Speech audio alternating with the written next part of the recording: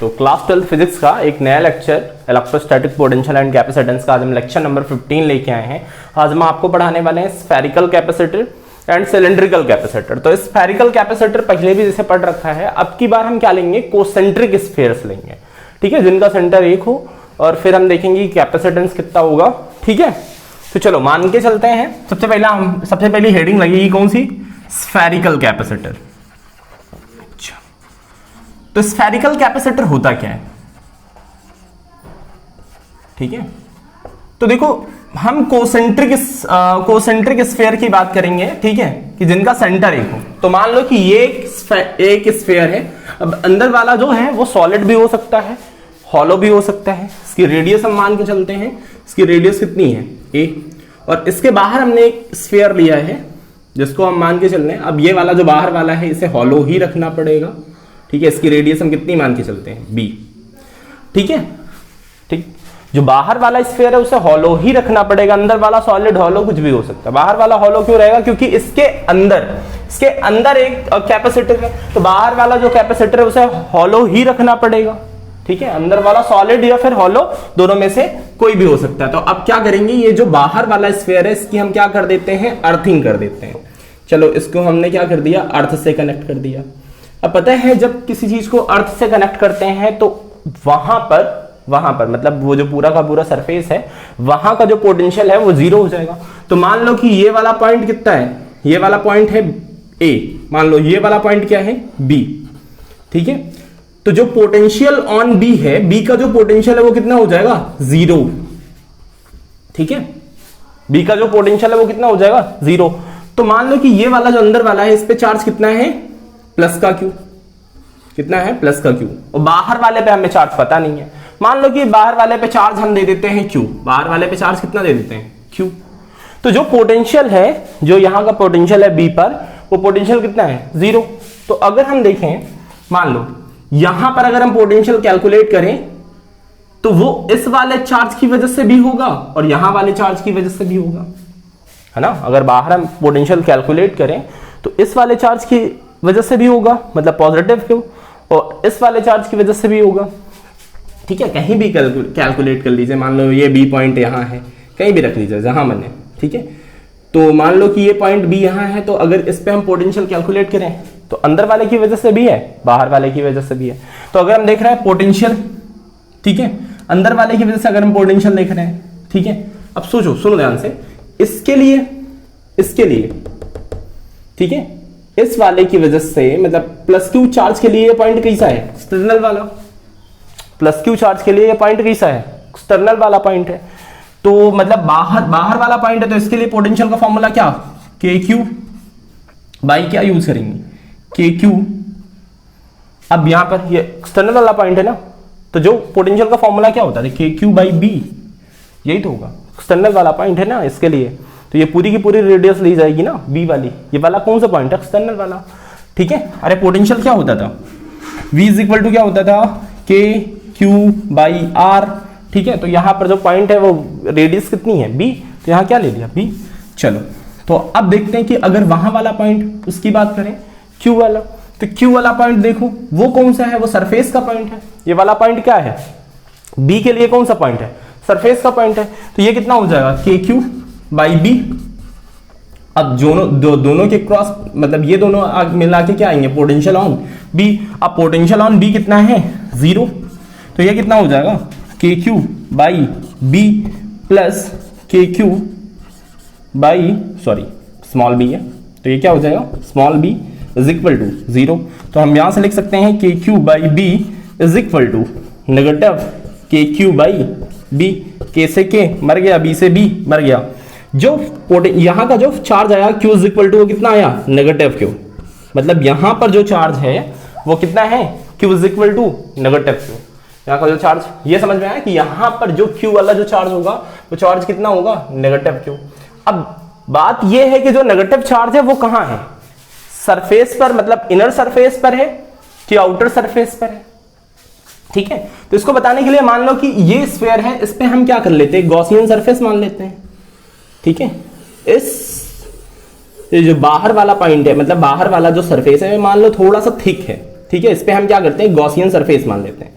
तो इसके अंदर अंदर हम गॉसियन सरफेस मानेंगे। मान लो ये हमने गॉसियन सरफेस मानी, ठीक है, इसके अंदर अंदर हमने क्या किया, एक गॉसियन सरफेस मान लिया। यहाँ पर क्या किया, एक गॉसियन सरफेस मान लिया। अब गॉसियन सरफेस पे अगर पता हो तो अगर गॉसियन सरफेस में ये तो पता है ना कि कोई भी कंडक्टर है तो उसके अंदर नेट इलेक्ट्रिक फील्ड 0 होती है गॉस थ्योरम से, है ना। कोई भी कंडक्टर है तो वहां की जो इलेक्ट्रिक फील्ड होती है इनसाइड वो कितनी होती है, 0। कितनी होती है, 0, है ना। नेट इलेक्ट्रिक फील्ड कितनी होती है, 0।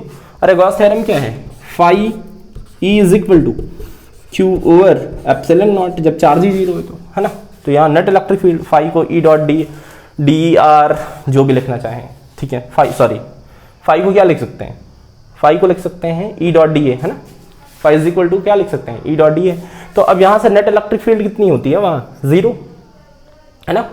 तो ये जो चार्ज है मतलब 0 इलेक्ट्रिक फील्ड कब आएगी, 0 इलेक्ट्रिक फील्ड कब होगी, जब ये चार्ज कहां होगा, इनसाइड। ये चार्ज कहां होगा, इनसाइड, मतलब अंदर की तरफ होगा, तब यहां जो इलेक्ट्रिक फील्ड है वो कितनी होगी, 0, ठीक है। जो इलेक्ट्रिक फील्ड है वो कितनी होगी, 0। तो जो चार्ज है वो पूरे में इनसाइड में, ठीक है। अच्छा, इसके होने से एक और फायदा हुआ कि मतलब कोसेंट्रिक जब हमने स्फीयर्स लिए, कोसेंट्रिक स्फीयर्स लिए, सर्कल ना बोलना, ठीक है। अब सर्कल की तरह दिख रहे हैं क्योंकि ये पता है ये 2D डायग्राम है ना। यहाँ दिखाया तो 2D जा सकता है स्फीयर, ठीक है। स्फीयर एजप्शन करके चल रहे हैं। तो अब देखो जरा ध्यान से कि यहां से ये पॉजिटिव चार्ज है, नेगेटिव चार्ज है।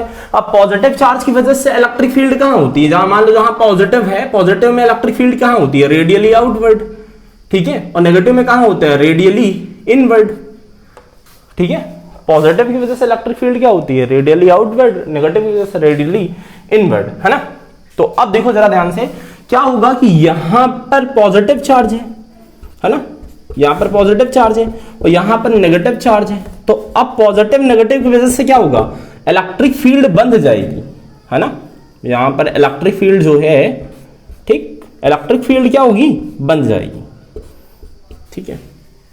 मतलब ना यहां पर इलेक्ट्रिक फील्ड जो होगी, ठीक है, वो बाहर की तरफ तो इलेक्ट्रिक फील्ड मिलेगी नहीं, है ना। अगर हम बाहर देखें, बाहर की तरफ देखें तो इलेक्ट्रिक फील्ड कितनी है, 0।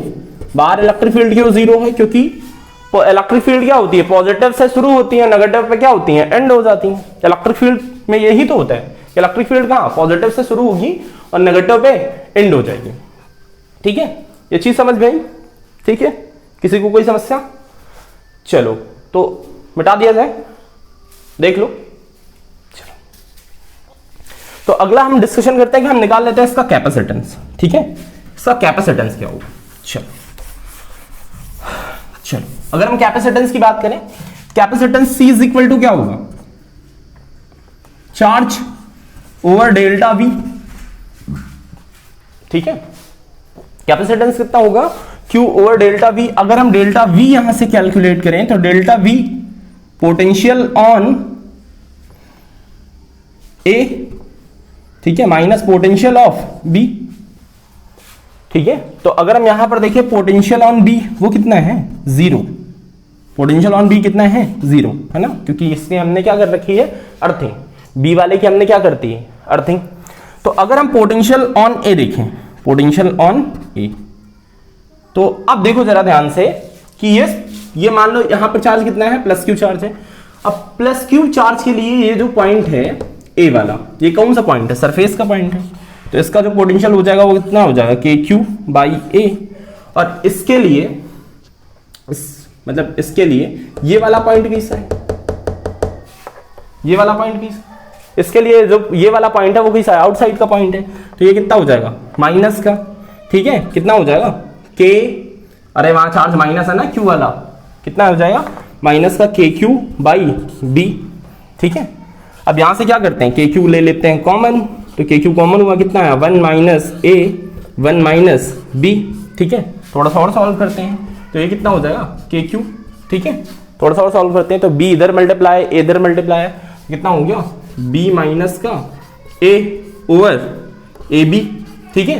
तो ये कितना आया हमारा, डेल्टा V। तो अब हम कैपेसिटेंस कैलकुलेट कर रहे हैं, तो कैपेसिटेंस कैलकुलेट कर रहे हैं तो C is equal to Q as it is, delta V की वैल्यू कितनी है, KQ, यहाँ कितना हो गया, B minus A over AB, ठीक है, तो क्यू से क्यू निपट गया। C इज इक्वल टू कितना है, ऊपर गया ए बी, नीचे कितना हुआ b माइनस ए, यहाँ क्या हो गया k की वैल्यू रखते हैं, k इज इक्वल टू कितना होता है 1/4 pi epsilon not, k is equal to कितना होता है 1/4 पाई एप्सिलॉन नॉट। ठीक है, इस वैल्यू को यहाँ पुटअप करते हैं तो c इज इक्वल टू कितना हो जाएगा, c इज इक्वल टू हो जाएगा A B over 1/4 pi epsilon not, यहाँ कितना हो गया b माइनस ए। ठीक है, अब ये 4 पाई एप्सिलॉन नॉट कहाँ जाएगा, ऊपर मल्टीप्लाई हो जाएगा। तो जो c का फाइनल फॉर्मूला बनेगा, ठीक है, c का जो फाइनल फॉर्मूला बनेगा, c इज इक्वल टू कितना बनेगा 4 pi epsilon not A B over b minus A. ठीक है, जो कैपेसिटेंस का मेन फॉर्मूला बनेगा कितना बनेगा 4 pi epsilon not A B, और ये कितना हो जाएगा b माइनस ए। ठीक है, ये समझ में आया। ठीक है, कि जो कैपेसिटेंस होगा, जो यहाँ का कैपेसिटेंस होगा, तो कैपेसिटेंस क्या होगा, c is equal to 4 pi epsilon not A B over b minus A. ठीक है, कोई डाउट तो नहीं है। चलो, तो अगला डिस्कशन हमारा सिलेंड्रिकल कैपेसिटर के बारे में। ठीक है, तो हमने स्फेरिकल कैपेसिटर पढ़ लिया, सिलेंड्रिकल कैपेसिटर क्या होता है मिटा दिया जाए, देख लो। चल, तो अगली हेडिंग लगेगी सिलेंड्रिकल कैपेसिटर। और हम जो कैपेसिटर लेंगे वो क्या लेंगे, सिलेंड्रिकल कैपेसिटर जो ले रहे हैं, ठीक है, इनफिनाइट लेंथ का लेंगे। कौन सा, सिलेंड्रिकल कैपेसिटर। तो देख रहे हैं सिलेंड्रिकल कैपेसिटर, देखो ध्यान से,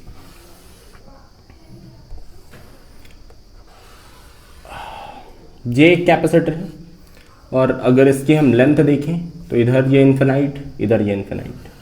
ठीक, यहां पर बाहर ये भी क्या है, कोसेंट्रिक ही है। ठीक है, सारी कहानी कहां देख रहे हैं, कोसेंट्रिक में। ठीक है, तो अगर यहां पर देख रहे हैं तो यहां पर चार्ज तो हम दे नहीं सकते, क्योंकि यहां चार्ज डिस्ट्रीब्यूशन है। तो यहां पर जो चार्ज डिस्ट्रीब्यूशन, मान लो इसकी रेडियस मान लो कितनी है a, और इसकी कितनी है, ये वाली यहां से मानो कितनी है b। तो अगर यहां पर जो चार्ज डिस्ट्रीब्यूशन है, यहां पर जो चार्ज डिस्ट्रीब्यूशन है मान लो वो प्लस है, ठीक है, प्लस का लैम्डा है, प्लस चार्ज डिस्ट्रीब्यूटेड है, तो यहां क्या है प्लस का लैम्डा, और यहां क्या होगा, जाहिर सी बात है माइनस का लैम्डा। माइनस का लैम्डा कहां होगा, इनर सरफेस पर। माइनस लैम्डा कहां होगा, इनर सरफेस पर, क्योंकि बाहर का जो चार्ज है वो क्या है, जीरो है, मतलब बाहर तो चार्ज ही नहीं है ना। बाहर अगर हम देख रहे हैं तो आउटसाइड अगर हम इलेक्ट्रिक फील्ड देख रहे हैं, इलेक्ट्रिक फील्ड आउटसाइड वो भी जीरो है, इलेक्ट्रिक फील्ड इनसाइड वो भी जीरो है। ठीक है, तो इलेक्ट्रिक फील्ड है कहां, मतलब इसके इनसाइड ना, यहां पर देख रहे हैं जीरो है। तो इलेक्ट्रिक फील्ड यहां से लेके से थोड़ा सा आगे हम चले आए यहां पर, यहां पर कुछ इलेक्ट्रिक फील्ड मिलने वाली है। ठीक है, यहां पर कुछ इलेक्ट्रिक फील्ड मिलने वाली है। ठीक है, तो यहां पर हम चार्ज की बात ना करके ना, कैपेसिटेंस की बात ना करके, कैपेसिटेंस पर यूनिट लेंथ की बात करेंगे, है ना, क्योंकि यहां पर चार्ज डिस्ट्रीब्यूशन है ना। तो अगर हम देखो कैपेसिटेंस देख रहे हैं, तो capacitance C is equal to क्या होता है, C इज इक्वल टू होता है Q बाई डेल्टा V। ठीक है, डेल्टा V, फिर V मान लो, जो लिखना है लिख सकते हो, चलो मान लिया V। Q is equal to क्या हो जाएगा, लैम्डा इज इक्वल टू क्या होता है, Q बाई L। ठीक है, तो Q इज इक्वल टू कितना हो जाएगा, लैम्डा L। तो यहां C इज इक्वल टू क्या हो जाएगा, लैम्डा L बाई V। तो अगर यहां से हम L निकालें, ठीक है, मतलब C बाई L निकालें, इज इक्वल टू वो कितना हो जाएगा, lambda by V।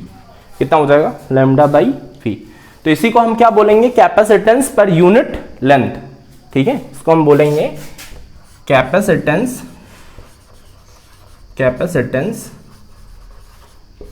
Per unit length.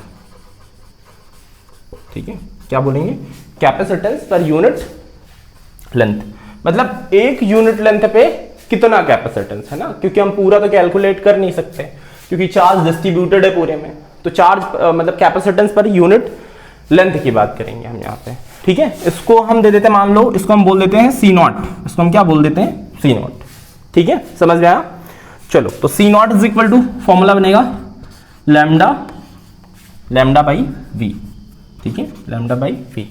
अब अगर हम पोटेंशियल कैलकुलेट कर रहे हैं तो ऐसे तो हम पोटेंशियल बता नहीं पाएंगे कितना पोटेंशियल है ना, तो हम फॉर्मूले का अप्लाई करेंगे क्या, क्योंकि इलेक्ट्रिक फील्ड यहां इलेक्ट्रिक फील्ड कहां, यहां तो बाहर तो जीरो है, ठीक है, बाहर इलेक्ट्रिक फील्ड कितनी है, जीरो, क्योंकि पता है ना कि यहाँ पॉजिटिव चार्ज तो यहाँ नेगेटिव चार्ज।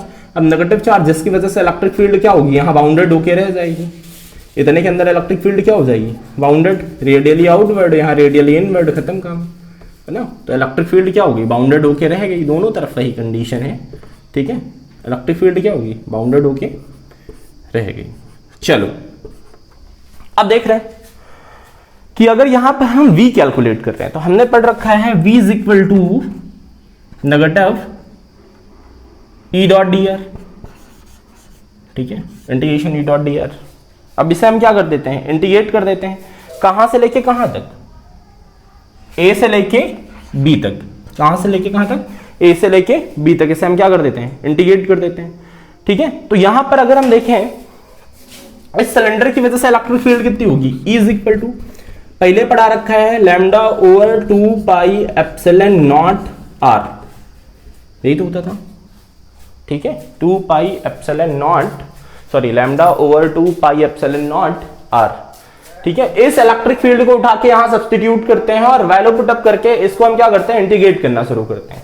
तो चलो इस वैल्यू को यहां पुटअप करते हैं, तो ये वैल्यू यहां पुटअप किया, v इज इक्वल टू कितना हो गया, नेगेटिव, ठीक है, ये कितना हुआ, lambda by 2 pi epsilon not R, और ये कितना हो गया, डी आर, और लिमिट क्या बनी, ठीक है, ए से बी, नेगेटिव, ठीक है, लैम्डा बाहर, 2 पाई एप्सिलॉन नॉट बाहर, ठीक है, integration A to B R, मतलब 1 बाई आर डी आर,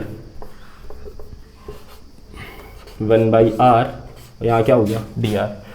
अब 1 बाई आर डी आर क्या हो जाएगा, लॉग आर, ठीक है, तो कितना हो जाएगा, v is equal to negative lambda over 2 pi epsilon not, ये कितना हो जाएगा, लॉग आर, तो कहाँ से कहाँ तक, कहाँ से कहाँ तक, a टू b, कितना हो जाएगा, a टू b, ठीक है, कोई समस्या। अब इसे हम सॉल्व करते हैं, तो v इज इक्वल टू कितना हो जाएगा, negative lambda 2 pi epsilon not, ये कितना हो जाएगा, log b minus log a, ठीक है, log b minus log a, ठीक है, या फिर माइनस साइन की वजह से लिमिट पलट जाएगी तो माइनस से मल्टीप्लाई कर दो, तो कितना हो जाएगा, ये v इज इक्वल टू हो जाएगा कितना, lambda by 2 pi epsilon not, ठीक है, और ये हो जाएगा log a minus log b, log a minus log b। सीधा इसे हम क्या लिख सकते हैं, v is equal to lambda by 2 pi epsilon not log a by b, क्या लिख सकते हैं, a बाई b, ठीक है, लिख सकते हैं। तो v की वैल्यू हमें पता चल गई। अब यहां पर हम क्या करते हैं, वैल्यू पुटअप कर देते हैं, ठीक है। तो अगर हम यहां से निकालना है c नॉट, तो c not is equal to क्या हो जाएगा, c not is equal to lambda as it is, v की value lambda by 2 pi epsilon not log b by a, तो लैम्डा से लैम्डा खत्म, ये वैल्यू ऊपर, तो c not is equal to कितना आया, 2 pi epsilon not log b by, sorry a by b, क्या हो जाएगा, a बाई b, ये भी क्या हो जाएगा, a बाई b, ठीक है। यही हमारा मेन कैपेसिटेंस का फॉर्मूला, ठीक है। मेन फॉर्मूला क्या हुआ, 2 pi epsilon not log a by b, ठीक है। तो समझ में आया, कोई डाउट, आई होप नहीं होना चाहिए, ठीक है। तो यहीं पर हम अपने लेक्चर को एंड करते हैं, थैंक यू, पढ़ाई करते रहें।